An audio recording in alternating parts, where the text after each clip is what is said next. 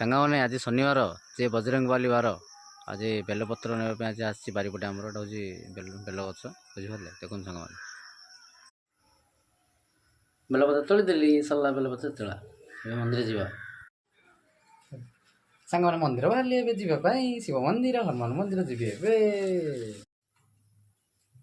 ମହାଦେବ ମନ୍ଦିର ମାସେ ଆଇଛୁ ଗଡ଼ା ବଲାଣର। ମୁଁ ଆପଣଙ୍କୁ କହିଥିଲି ନା ଆମେ ମହାଦେବ ମନ୍ଦିର ଯିବୁ। ମହାଦେବ ଜୟ ଶିବ ଶମ୍ଭୁ।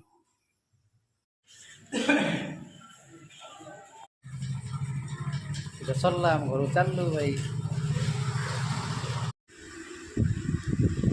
ସାଙ୍ଗମାନେ ମନ୍ଦିର ପଳେଇ ଆସିଲି। ଆପଣଙ୍କୁ ଭିଡ଼ିଓ ଦେଖିଥିବେ ନିଶ୍ଚୟ।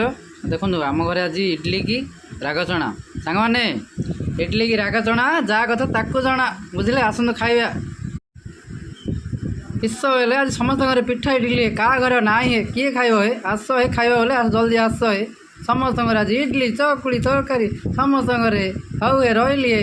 ନମସ୍କାର ଆଜ୍ଞା।